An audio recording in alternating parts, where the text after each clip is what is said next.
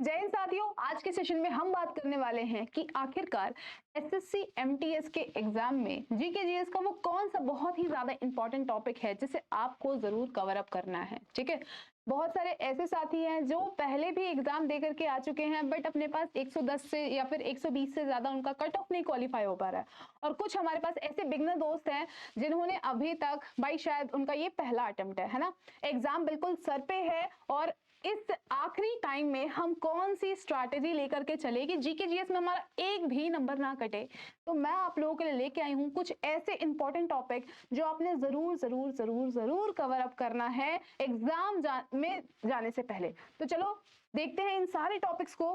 सबसे पहले आप लोगों को ध्यान में होना चाहिए कि भाई हमारा जो एग्जाम पैटर्न है वो क्या है। ठीक है, और देखो जिन लोगों का इस बार एग्जाम नहीं है पर इस साल आने वाला है, क्योंकि अपने पास एसएससी का नया कैलेंडर आउट हो चुका है ना, 2026 का अपने पास कैलेंडर आउट हो चुका है, तो आप अभी अपकमिंग एग्जाम के लिए भी तैयारी कर सकते हैं। ठीक है, चलो तो आप सबने देखा हुआ है कि यार हमारे पास जो एमटीएस का है एग्जाम जिसमें अपने पास जो क्वालिफाइंग है वो आपका क्या है, दैट इज योर मैथ्स और रीजनिंग आपका क्वालिफाइंग इन नेचर है। वही अगर हम बात करते हैं तो जीके जीएस से ही आपका मेरिट डिसाइड होता है, और दूसरा सब्जेक्ट है भाई इंग्लिश।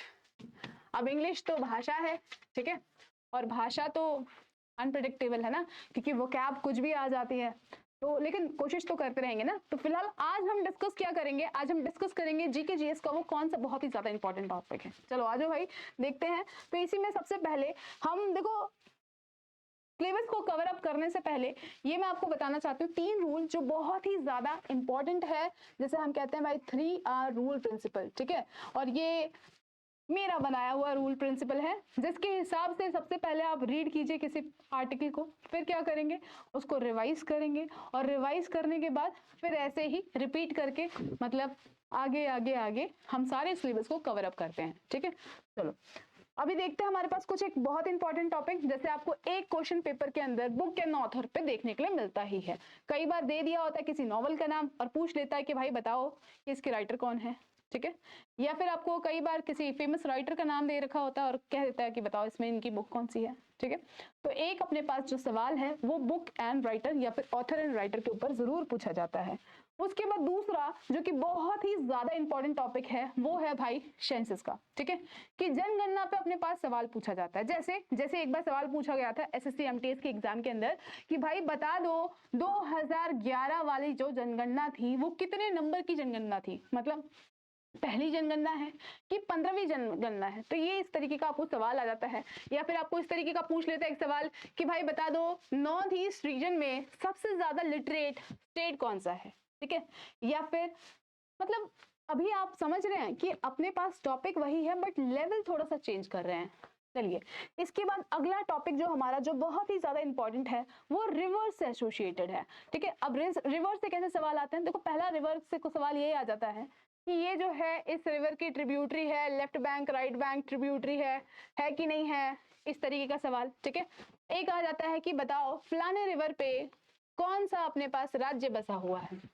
ठीक है, तो इस तरीके से अपने पास रिवर पे सवाल आ जाता है। कई बार रिवर और डैम को एसोसिएट करके आ जाता है, जैसे सवाल आ गया कि भाई बता दो इस रिवर पे या फिर इस पे कौन सा डैम बना है, कौन सा प्रोजेक्ट बना है। ठीक है, नेक्स्ट टॉपिक जो हमारे पास बहुत ही ज्यादा इंपॉर्टेंट है वो है भाई कॉन्स्टिट्यूशन। कॉन्स्टिट्यूशन के पहले तो कुछ बेसिक्स आपको पता होना चाहिए कि भाई ये कॉन्स्टिट्यूशन कब बना, कितना दिन लगा, कौन कौन ड्राफ्टिंग कमिटी में थे, कौन कौन चेयरपर्सन थे, या फिर अपने पास इस तरीके के कुछ बेसिक से सवाल। ठीक है, नहीं तो दूसरा जो विषय बनता है अपने पास कॉन्स्टिट्यूशन पे वो बनता है भाई अमेंडमेंट। ठीक है, कि ये कौन से संशोधन में हुआ था। उसके बाद आ जाता है भाई हमारे पास शेड्यूल्स आ जाते हैं। ठीक है, फिर अपने पास एक बहुत ही ज्यादा इंपॉर्टेंट टॉपिक जो और रह जाता है वो है भाई आपका आर्टिकल। ठीक है, बहुत इंपॉर्टेंट कुछ आर्टिकल्स हैं वो आप लोगों को जरूर पता होना चाहिए। ठीक है, चलिए अगला जो देख लेते हैं वो है भाई हमारे पास डांस। सिर्फ डांस ही नहीं सॉन्ग भी।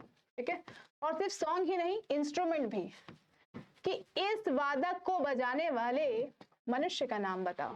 ठीक है, एक बार ऐसे ही हमें बता दिया क्वेश्चन पूछा गया था कि हमारे पास महान शहनाईकार, और फिर इसे ऑप्शन में आपको दे रखा था, या फिर आपको पूछ लेता है कि भाई बताओ ये जो फोक डांस है या फिर हमारे पास क्लासिकल डांस है कौन से स्टेट से एसोसिएटेड है। ठीक है, क्लियर है। सिमिलरली आपको सॉन्ग का भी पूछ लिया जाता है। क्लियर है? तो आपके पास ये जो टॉपिक है ये भी बहुत ज़्यादा इंपॉर्टेंट है एग्जामिनेशन पॉइंट ऑफ व्यू से। इसके बाद मैं अगले टॉपिक की बात करूंगी, तो ये है भाई अवार्ड्स। तो अपने पास अवार्ड्स में एक तो रीसेंट अवार्ड आ जाता है और बाकी हमारे पास कुछ स्टार्टअप भी है, ठीक है। तो अपने पास अवार्ड्स हो गए, तो इसमें हमारे पास नोबेल पुरस्कार या फिर प्राइज कह लो आप। तो हमारे पास इसके अंदर कुछ स्टैटिक पोर्शन है, जैसे पहला नोबेल पुरस्कार किसको मिला, ठीक है। और कुछ हमारे पास करंट अफेयर में आ जाएगा कि अभी रिसेंट में इनको अवार्ड मिला है, ठीक है। तो इस प्रकार से अपने पास अवार्ड से भी एक सवाल बन जाता है। अगला जो विषय है वो है भाई समाज या फिर सोसाइटी के फाउंडर कौन थे। आर्य समाज के फाउंडर कौन है, ठीक है, या फिर यंग सोसाइटी के फाउंडर कौन थे। तो इस प्रकार का आपको एक सवाल स्टैटिक जीके की तरफ से देखने के लिए मिलता है। अगला जो टॉपिक है जो कि बहुत ही ज्यादा इंपॉर्टेंट है, चाहे आप बात करो एसएससी एमटीएस की, सीएचएसएल की, सीजीएल की या फिर किसी और एग्जाम की, तो वहां पे फेस्टिवल का एक क्वेश्चन जरूर आ जाता है that this festival is associated to which state. Obviously ऐसा क्वेश्चन आता है, तो आप अपने इस टॉपिक को जरूर जरूर जरूर प्रिपेयर करें। चले इसके बाद मैं अगले टॉपिक की बात करूं, तो भाई डैम्स एंड प्रोजेक्ट्स मैंने आपको पहले भी बताया था, किसी डैम पे अगर कोई प्रोजेक्ट बना है या फिर कोई प्रोजेक्ट है, जैसे कोई भी एक प्रोजेक्ट है जो सरकार के अभी बहुत ज्यादा करंट अफेयर में चल रहा है, ठीक है, तो उन प्रोजेक्ट्स को या डैम को पूछ लिया जाता है, ठीक है। चलिए अगला जो हमारे पास है that is your ranking and index, कि अपने पास हैप्पीनेस इंडेक्स में इंडिया किधर लाई कर रहा है, ग्लोबल हंगर इंडेक्स में इंडिया किधर लाई कर रहा है। तो इस तरीके का अपने पास इंडेक्स एंड रैंकिंग का एक सवाल अपने को देखने के लिए मिलता है।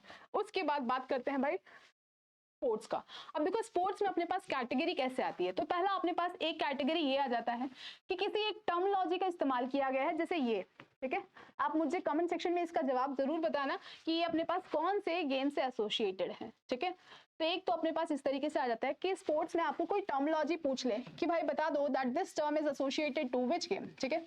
या फिर ऐसा क्वेश्चन आ जाए कि भाई बताओ कि ये जो स्पोर्ट्स है ना, इसके अंदर कितने प्लेयर हैं, या फिर ये वाला प्लेयर कौन से स्पोर्ट्स से एसोसिएटेड है, या फिर रिसेंट में अपने पास कोई स्पोर्ट्स का चल रहा हो, जैसे एशियन गेम्स हो गए, ओलंपिक्स हो गए, तो कुछ इस प्रकार के भी सवाल अपने पास पूछे जाते हैं।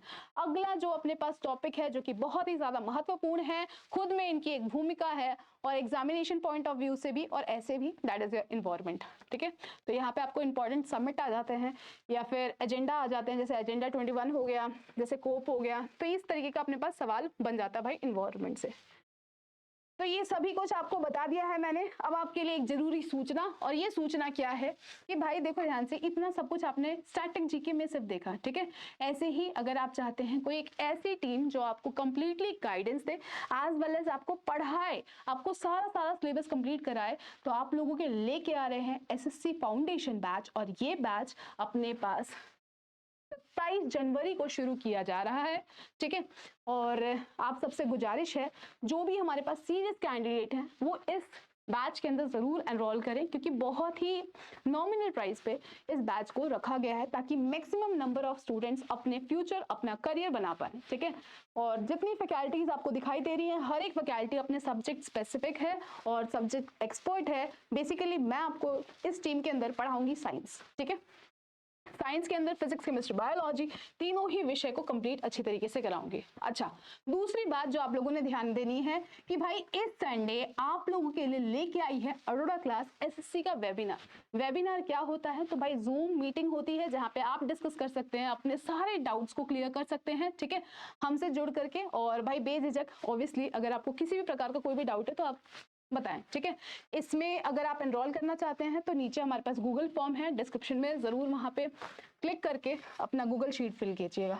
अब सबसे पहले अरोड़ा क्लास के एप्लीकेशन से जुड़ने के लिए आप अपने प्ले स्टोर पे क्लिक कीजिए अरोड़ा क्लासेस, और इसको क्लिक करके फिर यहाँ पे अपने पास, अगर आप चाहते हैं एसएससी फाउंडेशन बैच में एनरोल करना, तो आप इस तरीके से एसएससी फाउंडेशन यहाँ पे क्लिक करके इस तरीके से ओपन करके फिर अपने पास क्या करेंगे, एंड में स्क्रॉल करके have a coupon code apply here, तो आप यहाँ पे कूपन कोड यूज कर सकते हैं AC293, और इस तरीके से मैक्सिमम डिस्काउंट पे आप कोई भी बैच अपने पास परचेस कर सकते हैं। आज के लिए इतना ही साथियों, जय हिंद, जय भारत।